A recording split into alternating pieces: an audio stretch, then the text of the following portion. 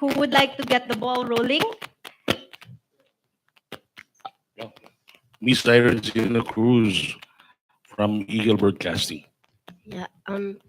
My question will be for Mr. Kevin Chua. It's regarding the train laws. We understand that the imposition of the second tranche of the excise tax on fuel will be suspended starting January. May we know how long it will be suspended, or is there any reconsideration of lifting, because there are many sectors that's asking for the lifting of the excise tax, that it should not be charged to fuel because it is a very important component in transportation. Okay. Thank you for your question. The recommendation to suspend the next increase of the excise has been made, and we are waiting for the president to officially announce that. Since the um, law says we look at the 3-month period prior to the suspension, we are also looking possibly at a 3-month interval to determine how long the suspension will take place. By definition po kasi ang suspension is temporary. So we are preparing the regulations to determine that. But I think the first 3 months would be a sure suspension, and then we will see where the oil price will lead us, and we will adjust accordingly. Pero hindi po pwede i-suspend yung existing and the VAT kasi that is not part of the train law. And that is what is needed to fund the massive infrastructure program and social services upscaling that we have. Okay, may follow-up question, Ma'am Mary. It's also about the Trabajo bill. There are some complaints from the private sector that there is no continuity in the incentives given to the private sector, and that it would impact on their decision to expand their businesses here. So, is there any way that you will be reconsidering the lifting of the incentives? Okay, this afternoon I have a presentation on the second package, also known as Trabajo. So I will expound on that later. But the main message is that there are only around 3,000 firms receiving incentives, and we will continue to support those who are really contributing to the economy in terms of jobs, countryside development, exports. On the other hand, there are more than 250,000 micro, small, and medium enterprises na nagbabayad ng 30% corporate income tax. So naisipan po namin na sila rin ay tulungan kasi napakataas yung 30%. So in the Trabajo bill, we're actually going to lower it gradually to 20% para lahat po ng firms, whether large or small, foreign or domestic, will face a more lenient tax regime. So yan po ang laman po ng ating Trabajo bill, which I can expound later. Okay, any rejoinder from the panelists? Wala. Okay, so for more information about that, Ms. Yusek Chua will be speaking later at, what time is this? 2 o'clock. So, After lunch? Yes, Okay. after lunch. Dale Israel from CNN. My question goes to Undersecretary Emil Sadain. You mentioned a while ago, during your speech, you mentioned that there will be a 4th bridge for Mactan, Cebu. And can you tell us more about it and other major projects also in Central Visayas? Yeah, for the Mandawi-Bactan Cebu Bridge, that's actually the 4th bridge that will be funded by JICA. Just yesterday, we have finalized the preparations on the documentations for the high-level discussions of this particular project. It actually involves about 420 meters long new bridge, 4 lanes bridge that would connect all the way to the existing national highway. This project actually, once approved in the high-level discussions this November 21 to 22 by Japanese government, It will go through for an immediate feasibility study by early quarter next year. And once it rolls down to full completion to BFS, a financing package is just awaiting for the design and civil works portion. We're looking at within these administrations, we can have it constructed and utilized as well. On other projects, there's the Metro Cebu Expressway. We're looking at some revisions on the modality of implementation. So because we found out, although these locally funded projects being done by Region 7, we saw that there's a focus on more right-of-way acquisitions. No? Because the Region 7 have actually gone through with immediate constructions, leaving some portions of the areas ahead of the alignment unsettled yet for the right of acquisition. So we wanted Region 7 to be more active in social issues also, not only on the infrastructure. And having said that, these expressway projects would connect Naga to Cebu City under the segment 3, but eventually it goes down towards Danao City. So all throughout for the entire 74 kilometers. It's good to know that we're starting actually the implementations, but we wanted to fast track as well because this project would still be connected once the Mandawi Cebu project bridge no, is constructed. It will go all throughout that alignment also. Thank you. From ABS-CBN, Ani Perez.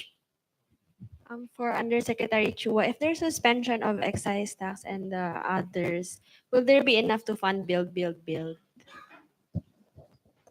Well, I will invite also ASEC Toledo of DBM to elaborate, but we have decided that we will not affect the build or the infra program.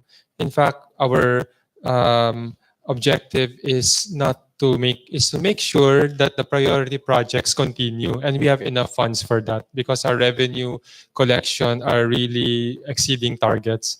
What we will try to postpone are the unnecessary spending. And I think I will turn now to ASEC Toledo to explain what these are. Okay, thank you. Yes, given that implication of the suspension of the excise tax on oil, definitely the revenue will be going down lower. So that has an effect on our fiscal. So the tendency is to look at the how can we also cut on the expenditure side. Yeah, the DBCC has instructed us to come up with an interagency task force to look at where to cut the expenditure. And but that our DBCC principal is noted that there's a seniority in terms of what should be cut. And at this time, we are seniority in the sense of what we should be maintaining. So we maintain and protect the infrastructure projects that is being of course, envisioned by the administration to have it implemented.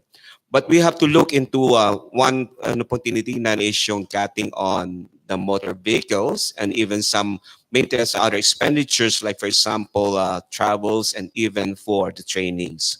So those are the cutting, or these are the expenditures that we were looking into in cutting that.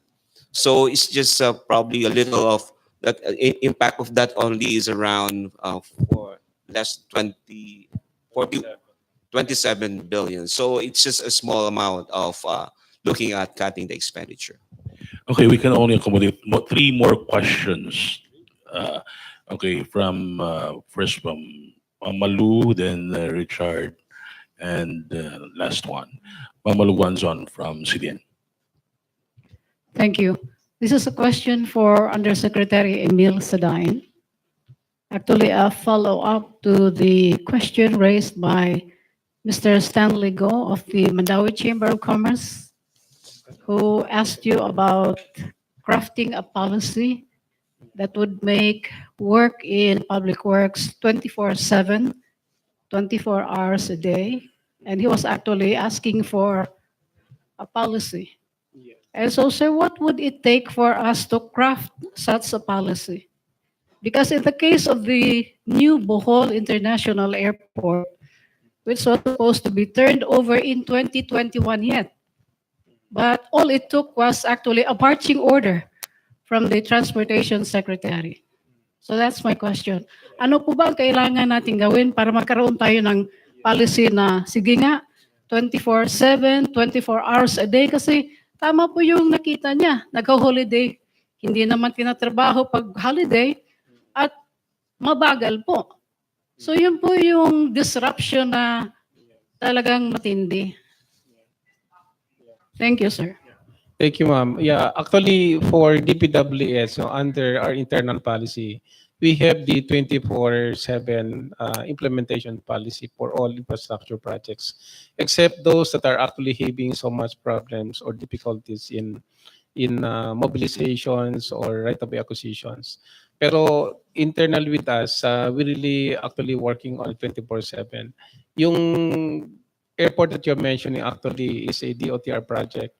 I think what we wanted here to have is actually a policy that would encompass all agencies involved in infrastructures to have one unifying directive from the Office of the President or from the infrastructure sector to adopt regardless of locations, regardless of agencies implementing, and regardless of amount of projects. There should be a holistic, order or policy towards that direction. We will work on this, ma'am. I'll coordinate with SEC, Tugade on this matter. And hopefully that under this Build program, as you have mentioned, that should be one primordial policy that we need to adopt to speed up the implementations, not only local infra, but also in the urban centers area. Okay, thank you. Richard Ramos from the Expats. Good afternoon, sir, for USEC Adain again. Sir, it seems that there have been so many projects in Central Visayas now for next year under DPWH. But what has been actually implemented is only 300 million, when we expected more than times 10. So many bridges and roads and so many other infrastructure has been suspended or moved or sold. Why is this the case? And also that the existing DPWH director has been transferred and we cannot ask him already. So what's the status, sir? What comes been diverted? Or First on the allocations, no, as presented by Asset Toledo, Visayas got around 400 billion pesos allocations for 2019. That's actually bigger than the other nearby island provinces. No? Now, as to the maybe you're referring to the Metro Cebu Expressway. It's one thing that we need to be more prudent on coming up with implementations. First, there should be a substantial financial layout, or meaning even for a multi-year funding strategy that is actually required for a long projects like Metro Cebu Expressway. That's about 72 kilometers. And the 300 million provided is only very, very small. No? In fact, we're looking at revising the whole program, the whole methodologies, and addressing more clearly on the acquisitions for right-of-way acquisitions. Kasi they thought it's a simple structures or a simple project, no? But without knowing those areas that gone through from Danao all the way to Naga, is actually all these are private properties. So plus the adoptions of the RE1 to 752 before it's going to be just a simple zonal value that you have to pay. But under this scheme, the RE1 752, you have to go by the process. You need to have a GFI, the government financing institution, to come up with an assessment on how much will be the cost of the land before you can start with constructions. It's one process that we need to recognize as a challenge in implementing big ticket project. Now, the directors actually has been actually replaced, of course, by Director Tabacon, and we need also to put him in a way that we need to reprieve him back on matters that actually of high importance also to the infrastructure sector. So Director Adors also is still with us. No? He's given more participations also on cropping up some new projects, not only for Region 7, but also in Mindanao regions. Okay, last question from Oscar Pasaporte of the ULA. For Yusik sa Dain, sir, yung concern lang po namin yung papuntang south. Matagal na po yung mga punong kasya diyan, hindi pa hanggang ngayon hindi pa naputol, sir. Tapos na yung expansion.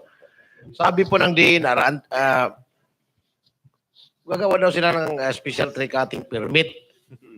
But until now, wala bang follow up ang DPWH region doon po sa national office nyo at papunta sa DNR dahil delikado yun, sir, yung daanan dyan, lalo na kung gabi, madilim, nasa tagiliran ng highway yung mga akasya.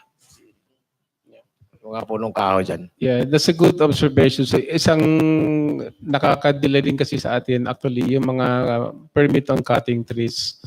But as you have mentioned, that should come first much earlier than the construction period. That is one way of acquiring an early ECC permit for new projects or big ticket projects. So I'll be actually discussing this with Director Tabacon from after this session to look back on what other projects that are actually been delayed or still unstarted for this Region 7. So it's not only actually Region 7 that's also facing some difficulties on the ECC securing permit, but also in some other regions we had. In fact, obviously the President wanted to have a list of all those projects that are actually difficult to get for ECC as part of the interventions from the Office of the President. We'll look back at this, sir, palang mapadali natin yung trabaho na yan. Okay, Director, pinaka-last. May gustong humirit. Mama Luguanzon again from CDN. This is a question for Deputy Governor Diwa Gudigundo.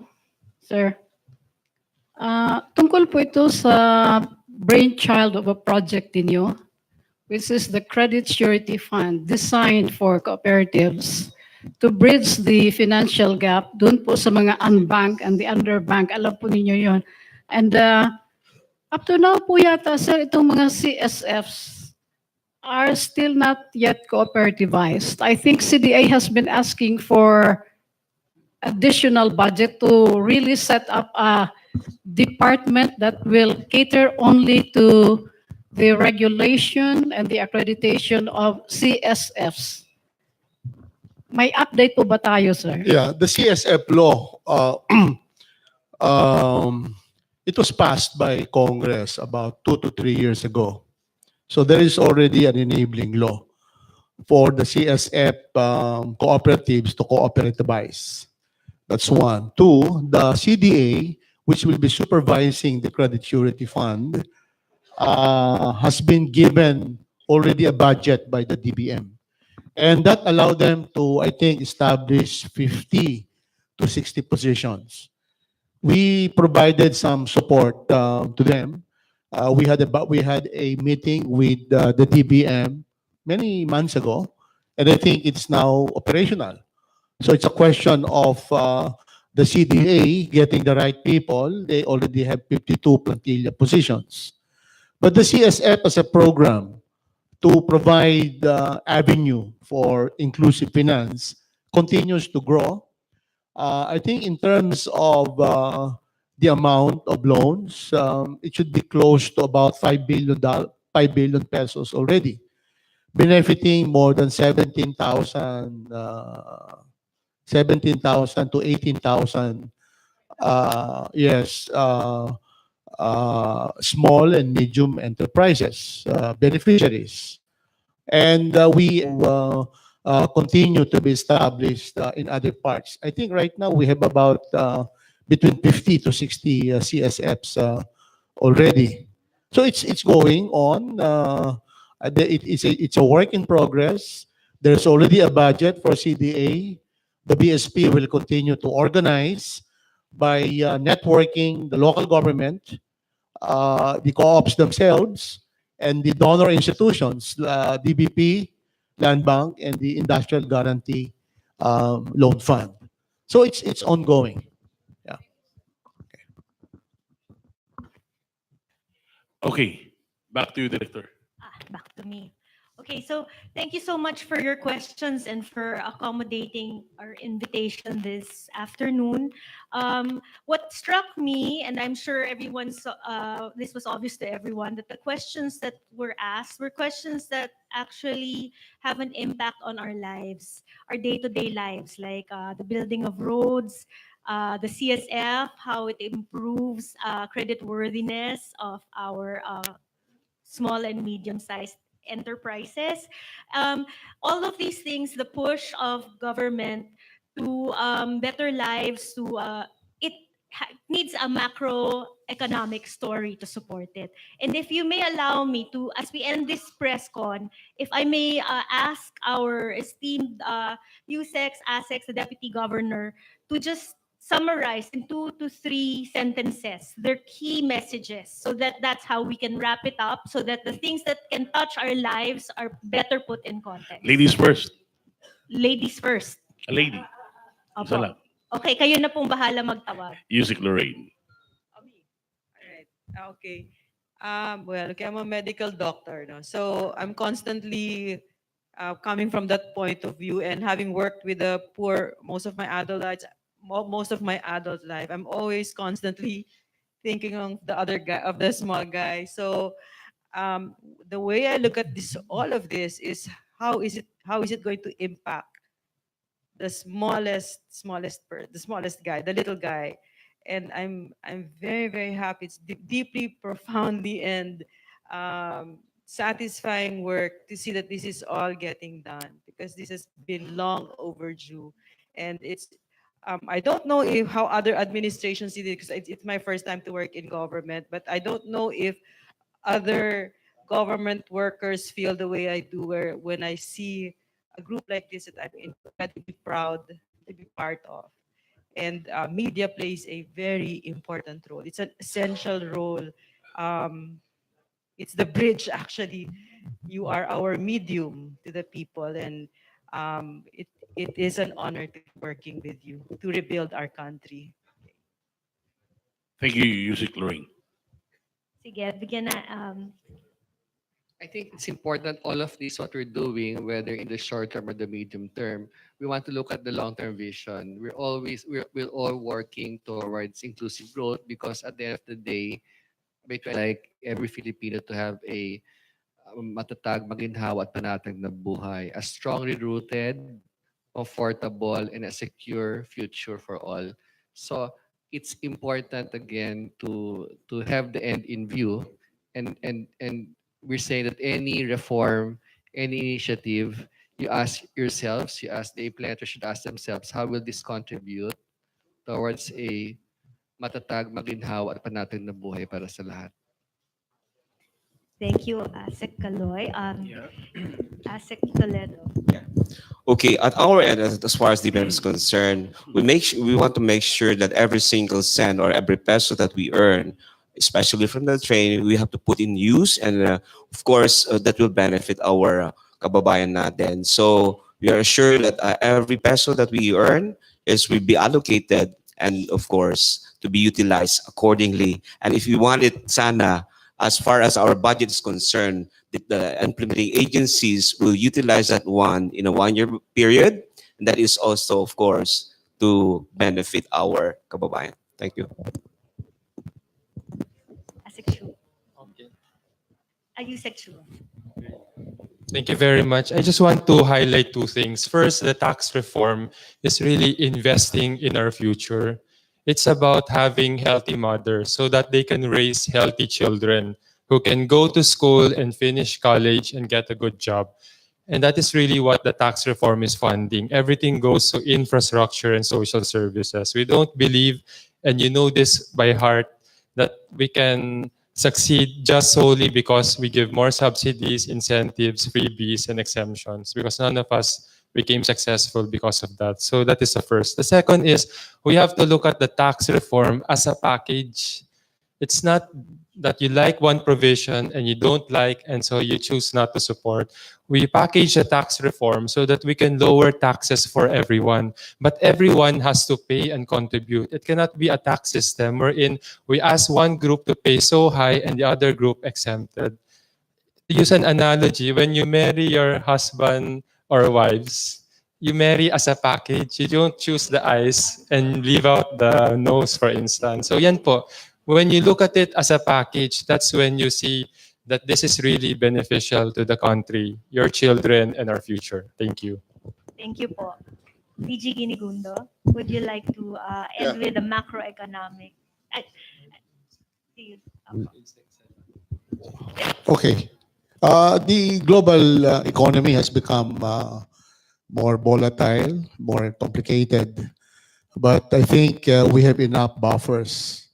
We benefited from 25 years of policy and structural reforms that have made our economy more efficient, more productive, and more inclusive. From the perspective of the Bangko Central, we will continue to ensure that prices are stable. High prices are a form of tax. So to the extent that prices remain high, we are taxing individuals and even corporates that want to simply produce and make money in the economy. So we will continue to ensure from our monetary policy perspective that prices are stable. It is also important that the financial system continues to be sound and stable. This is the channel of monetary policy.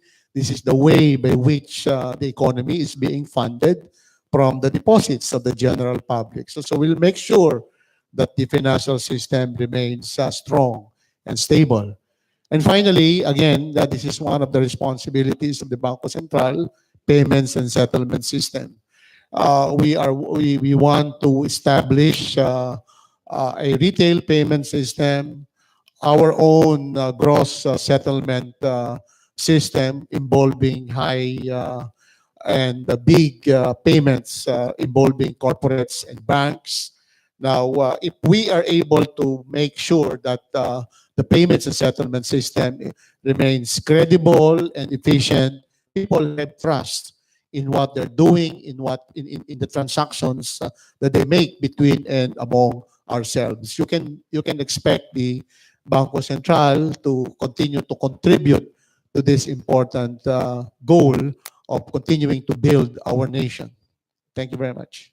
Thank you, DG Ginigundo. And now on our massive Build, Build, Build program, Yusek Saday. We earnestly seek your indulgence and support on the implementations of the Bridge program of these administrations. We know for a fact that there are a lot of challenges coming along the way of attaining all these implementations. But nevertheless, we make sure that most of these implementations may have to start with a prudent feasibility studies, designs, and estimate to make sure that all budget that comes in are properly put into proper use as well. And we would like also to have it implemented on a timely scheduled manner without sacrificing quality and other factors that are very important, especially on the safety element of the structures. And we are actually counting support of the stakeholders as well, not only on the government sectors or the private sectors, but especially the community where there are lots of interventions, especially on the right-of-way acquisition. We know for a fact this is one major burden on the part of the Philippine government because of the policy of having the proper way of getting right-of-way acquisitions before projects being implemented. In fact, we're putting now this item in the FS stage not to have an early start of the right-of-way acquisition. And lastly, the DPWS along with DOTR have gone actually a long way starting all of these projects. No? In fact, although hindi siya sa Visayas, We have actually projects that are now in the advanced stage of procurement. The Pangil Bay Bridge in Mindanao, the subway projects in Metro Manila. These are actually high impact projects. The first tunnel projects also in Davao City bypass, that's about 45 kilometers long. So all of these are actually have done through a great preparations of engineering works. No, the more projects becomes complicated, the more prudent that we need to take risks in having these items. No, both technical, financial, and environmental aspects. We need to make sure that all of these can be fully attained within the national standard of implementations. Thank you so much. So that gives us a picture of things to be excited for, and we thank you for your attention. If you'd like to download the presentations, they're available on our website.